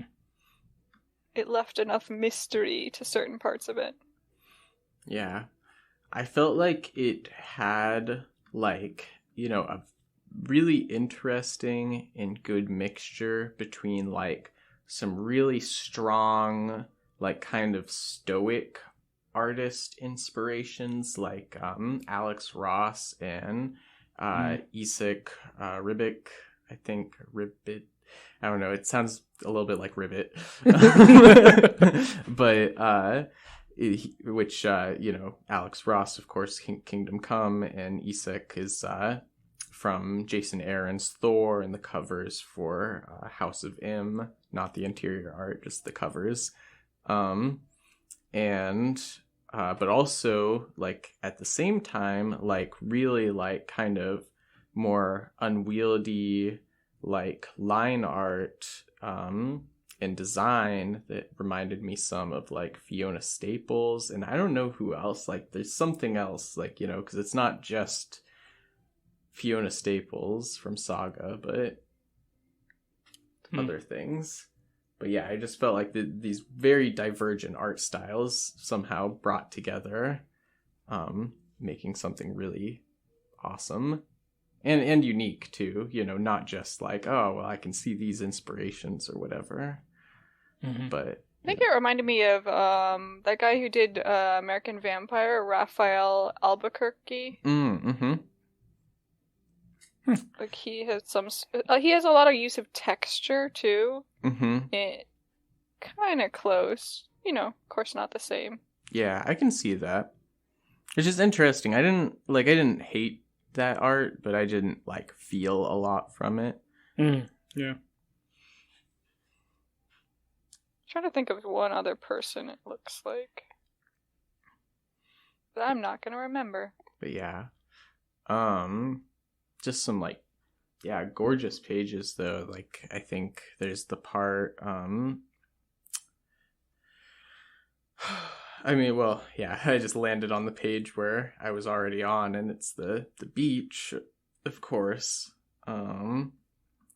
There was another part where she's in space. I can't quite remember where it happens, and like, it's a big splash though, only, with narration, and like, the stars. Yeah, okay, it's on my copy, it's page 148, and it's pretty much at the end. It's when she's outrunning the magic ball.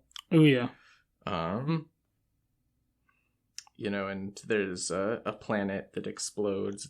Probably Krypton? Is that like a flashback to Krypton? But yeah, the stars in space just look really, really nice, as well as like, the action of the planet, exploding and stuff like that. I like the effect of like when on that same scene where it's like they're running to like the end of the universe basically. Yeah. And it's like all the color starts like it just becomes more vibrant, and then it just goes black and white. Mm-hmm. And that was fun. Yeah. Yeah, that was a really cool part too. Well, obviously there's really good art, but like the colors, they're really smart with the colors. Everything is extremely colorful, like especially space. Mm-hmm. It's not always the colors you would expect for something like that. How many comics it's like, oh, it's the blackness of space. Mm-hmm. And it's just like black. Yeah. One color. There's so much stuff in space, though. sometimes it glows.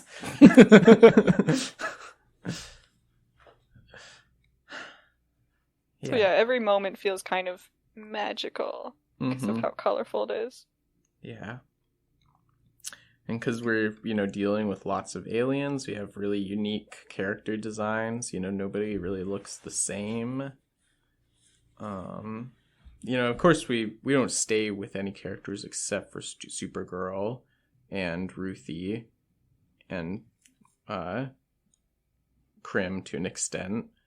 But still, like, I don't think that there's a lot that would kind of go wrong.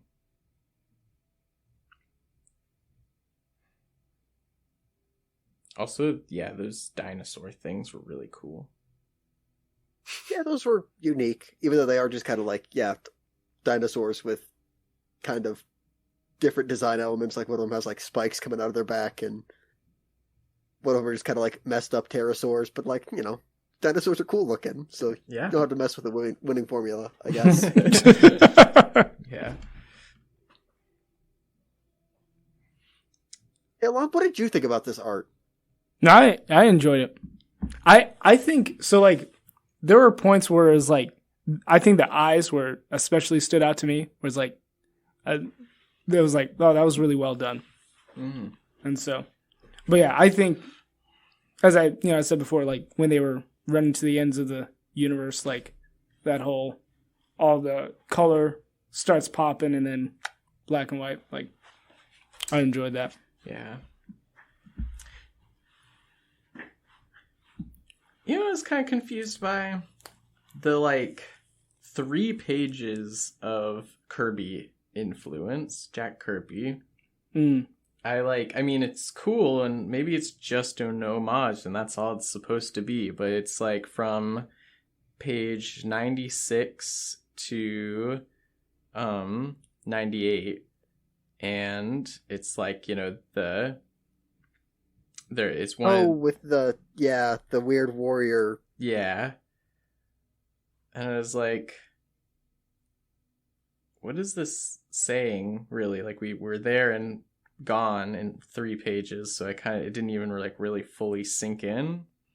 But also, back on the art. Cool art, Yeah. I mean, maybe they just want to do a Kirby tribute. I don't know. Well, so I think in this section, I don't know if this is what you're asking when they're saying, what are they trying to say? But basically, from what I remember, it's like, this is a mother who, like, lost her family. But then it's like, because of the culture of where she's from, it's like, they're stoic. They don't express that. And so it's right. Okay. Use me as a punching bag. Yeah. Gotcha. I think that maybe would have set in a little bit better if I had taken more time, but I was kind of speeding through a little bit. Yeah. That reminded me. Yeah, that was them helping her release her emotions. Mm-hmm. That reminded me, there was a couple of panels where I was like,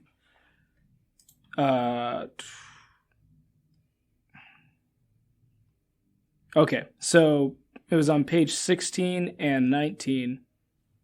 2 of those. So we'll start with 16. For me, it was 16. Oh, it was when she was fighting the bounty guy.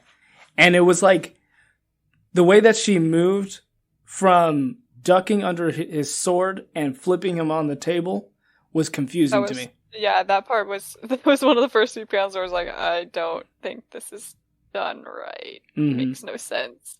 Yeah. I spent a good while trying to figure out what the maneuver she's doing is supposed to be. Yeah. Is it this page? Yeah. Yeah. That's confusing. And I think, I was like, I could spend some time on this trying to figure it out, but I'm moving on. I actually had other people ask, or I asked other people, like, what do you think is going on here? And, like, the closest I got to the idea was that, like, when he swung, his, like, torso would be above her back, and she kind of, like, I don't know, like, pushed her back against him to, like, get his body lifted. Yeah. and then like threw him back. Yeah, actually, you can what's actually the problem is, so there on this page, there's 6 panels, and really the important action that we're looking at is the last 3. Mm-hmm. And really, you could have just deleted the 5th panel, and it could have just been 1, 2, 3, 4, and 6. Gotcha. And that would have actually been an easier to read action because you see Supergirl duck down and the mercenary like lunge over her back, and then you see Supergirl spring up. But because they added in her also grabbing the sword that he was carrying. Also, because her coat is the same color as, like, the table and everything else. Yeah. Yeah. You know, we get what's happening, even if it's, like, really kind of weird, that extra panel. Yeah. Mm-hmm. Yeah. And I thought of it finally. I thought of the other artists this art made me think of. And it's kind of vague. It's probably just because they both use a lot of texture. I was thinking of Sean Murphy. They use a lot of texturing too. Have we read? But I think I like the faces of this one more because Sean Murphy sometimes textures the faces a ton too, and so you kind of lose them. But I like this. Okay, gotcha. So the other panel that I thought was weird was on page 19, where it's like there's no depth between Supergirl's face and Ruthie's face. Is all I can tell, and it's just like I don't understand the one where she throws up in the bucket. Right? Yeah, the panel right before she throws up. Yeah, that panel is not done right in my opinion. I don't see it. Like I don't see the problem. Well, partially, it's hard to tell who's looking at who because it doesn't look like the angle is right. It doesn't look like Ruthye is looking at Supergirl, and it doesn't look like Supergirl is quite making the proper eye contact with her. I see. Okay. So just their positions between each other, and then like the angle of Supergirl's face also seems to be wrong. Mm-hmm. Yeah. Yeah. Actually, now that you kind of say that, what I'm seeing is that, it's for Ruthye. Yeah, I think that's probably the biggest problem. It's supposed to be like a full profile, but they're somehow rotating her face so that it's also like a 3/4 profile at the same time. Just a little mismatch, yeah. Mm-hmm. But after that, I was pretty much like, didn't find any problem with stuff. Yeah. I was really, really impressed with this art. I liked it. Oh, and then sometimes they would have, especially with Ruthye and her mother, where they were like this effect of having her eyes like emanate the color. Yeah. I was like, oh, that's glow. a cool effect. Yeah, glow. Yeah. That's the same thing. I don't know why I went with the college term. Those $5 words. No, like the different color schemes for different scenes of like, oh, it's nighttime and whatever. Just gorgeous. Yeah. I'm kind of surprised, like in some ways, it's interesting that you mentioned like, character eyes, Talon, because like I almost felt like I could have not liked the way that faces were drawn, like sometimes there's details given to facial features that don't necessarily usually get attention, for instance, like on close-ups, you can kind of like, there's more attention given to Supergirl's nose and her like eyelashes and stuff like that. And I'm just kind of like, that's weird, but I think ultimately it doesn't bother me. If it was done poorly, then it would, but yeah.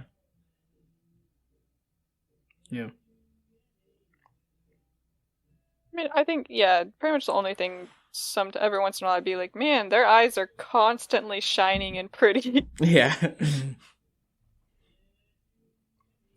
Towards the end, though, Supergirl starts to get like red and puffy, though, which was interesting. Like not always having your character like fully just always on model perfect. Just getting tired and sad.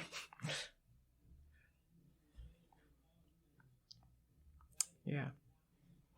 Is there anything else?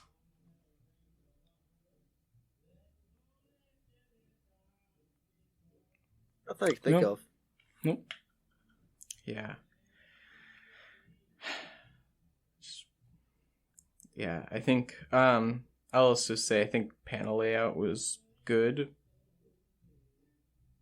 Didn't have any problems there. Sometimes they chose like, more standard 9-panel with gutters, and sometimes they chose the layered style, and flipping back and forth never bothered me because, I was into the story, and I think that they were using it consciously for like, what the passage of time was. Like sometimes one page was one moment and therefore didn't need gutters, and sometimes time did pass in between the gutters.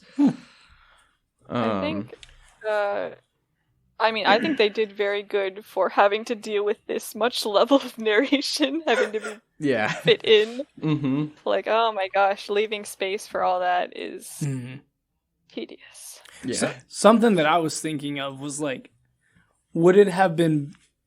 Do you think that they could have told the same story in the same amount of time, like given the detail, but given like more detail? Because like, I guess in my mind, I think they went through each planet, especially in the middle where they were like, okay, and then went from this planet to this. Like, they could have spent more time elaborating, like, okay, how do they deal with that? Like, in my mind, that means expanding the story to more it's either cutting out certain parts and focusing more on certain stories, right? Yeah. Instead of going quicker from story to story. I think, honestly, like, they had a lot of where go from here to here, these two different things happen, like digging the graves, and then the guy getting stoned to death for being part of the Brigade Pirates or whatever. Could have happened on the same planet, too. Did we have to go from one location to another? Yeah. Would it have been almost kind of like a contrast of like, one person of the population is like digging graves, and then the other part of the population is like, having a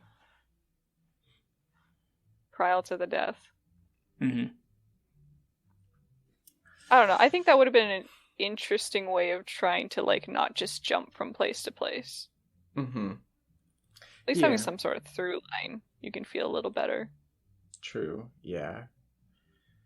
It's like,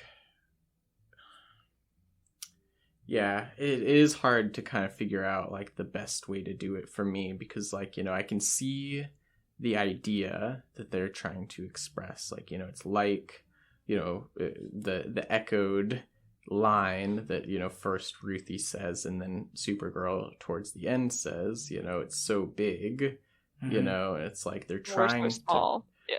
Trying to see like, how overwhelmingly big the universe is, but at the same time that does come at the cost of, just like having a better narrative experience. Yeah, a lot of those people do end up feeling a little bit insignificant.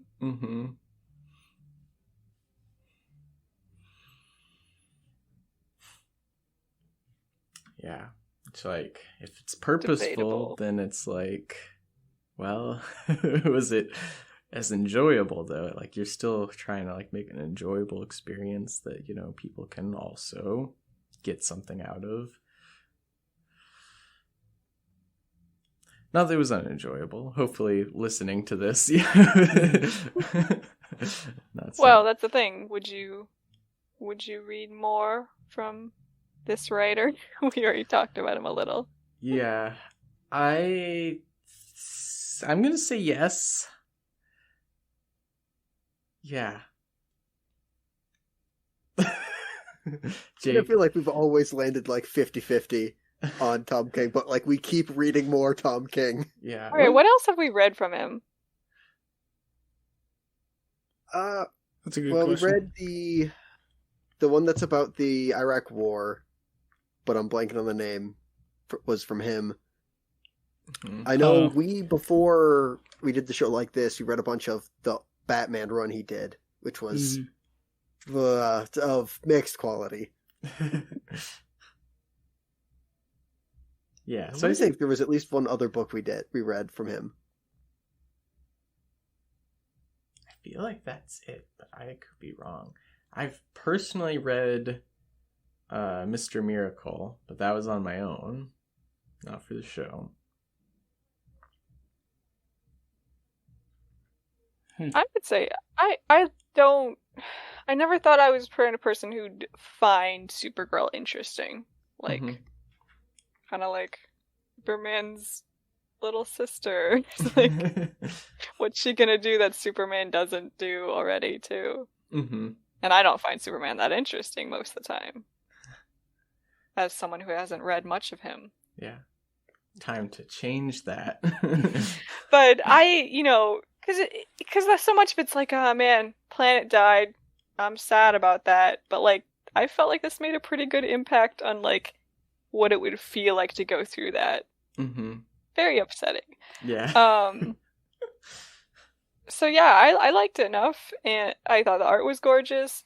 Even though the story has those flaws, like, I can see what it was doing, and I like enough of what it did. Like, it definitely felt a little bit like a chore at first to start reading it, and then once I started going through it, I was like, I kind of want to know.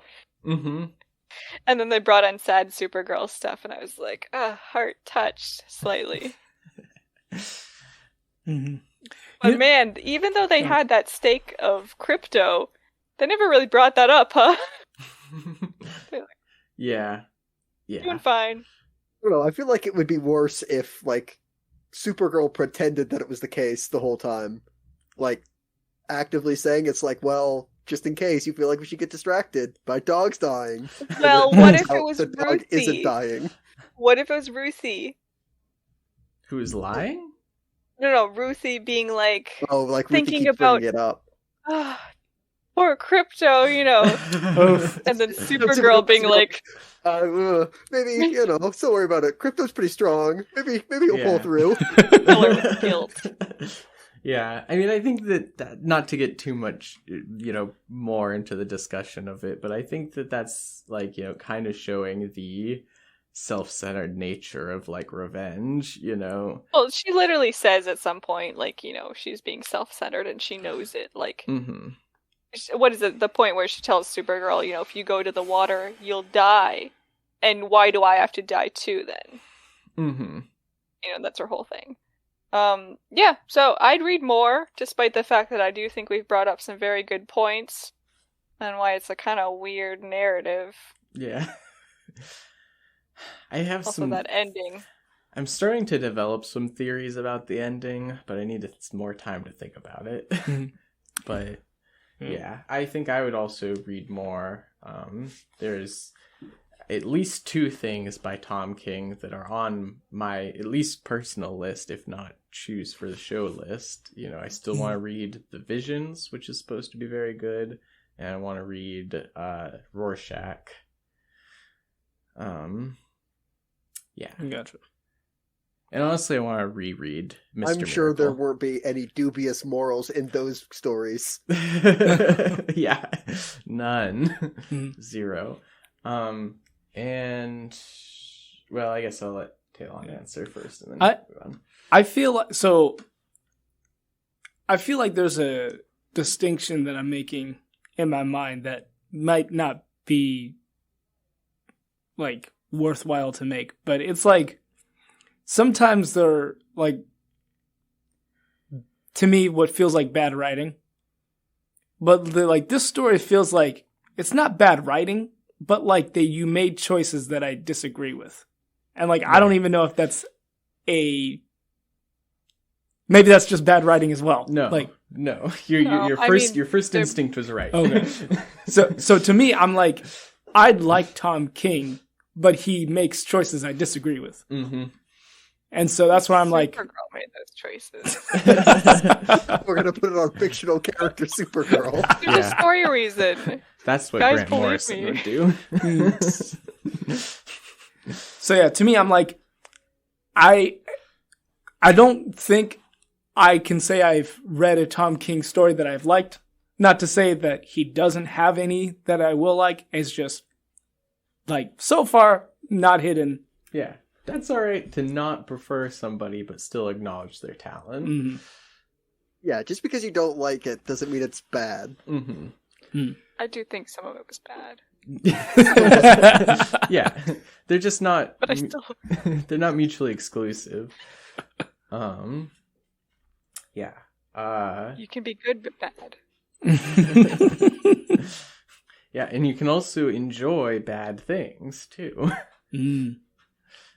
That's true. As someone who enjoys bad things, I can tell you this is not bad. It's not good. Yeah. I also just, like, you know, to get even finer into the weeds, I just watched a movie that was very well constructed and very well written, but I did not like the character that we were following at all. Mm-hmm. And, you know, very awful person of a character, so... That's just bad writing. No, that's not bad writing. You were not supposed to like them. So, yeah, it's very good writing. Yeah. Isn't the point to make the character likable enough you're willing to finish the movie? It depends. Depends, yeah. I'm not saying making them a good person. I'm saying them intriguing enough. Mm. Did you finish the movie? I did finish the movie. Okay. Yeah. Wonderful writing then. Yeah. Perfect. Accomplish its goal. Mm-hmm. Yes. Despite you not liking the character. Yeah. Unless that was the point. Whatever. This isn't a cinematography or cinema studies podcast. It's fine. I'm talking about comics. Anyway, so, I mean, I feel like the answer is somewhat evident based on what we said about the art, but read more from the artist. Mm-hmm. Yep. Yep. I am almost willing to buy this comic. Wow. Yeah. I mean, I think I would too, considering that I've enjoyed, you know, like, I mean, last episode we read Pixels of You, which was not nearly as good. But I did that thing where I, like, bought a book before I knew it. Right. And that was a mistake. Never do that. No, and I understand that. But the art was much better in print when I saw it. And so, considering I liked this art so much on digital, I see. I will probably really like it in print. So that is also giving me reason to buy it in print. Like, almost any one of the pages could be like a poster and be gorgeous. Oh, yeah. I mean, yeah, man. I wonder if... once I'm off mic, time to look up the artist and see if they have a website. I guess it would be through DC. DC, make more merch of your actual art that you have. Stop repurposing the same art from the 60s, please. Okay, anyway. Rant over, yeah. So we got read more. Mm-hmm. Yeah. I think the only other question, more Supergirl? Interest in Supergirl? Oh, absolutely. Okay. Yeah, I guess. Maybe different stuff, because, like you said, like, it's just been such a weird, long, varied history that, like, there's probably good stuff in there somewhere. Mm-hmm. Yeah, I have a lot of preconceptions about what Supergirl stories typically have. Mm-hmm. And so I wouldn't know, if I saw one in a store, I would not pick it up, but I need to be proven wrong, obviously. Yes. All right. It's one of the goals of this show, challenge to prove accepted. each other wrong. Okay. Well, I think that is all that we have for the show. This has been the Comic Panel. I'm Cody. I'm Talon. I'm Jacob. And I'm Shawinta. Thanks for listening, and we'll see you next time. Thank you for listening. If you like this episode, be sure to subscribe to this channel as it helps us out on the YouTube algorithms and getting us seen by more and more people. You can also reach out to us with any thoughts you have on the things we talk about on Twitter at TheComicPanel1 and on Instagram and Facebook at TheComicPanel. Also, if you want to leave a comment, please do. Let us continue the conversation.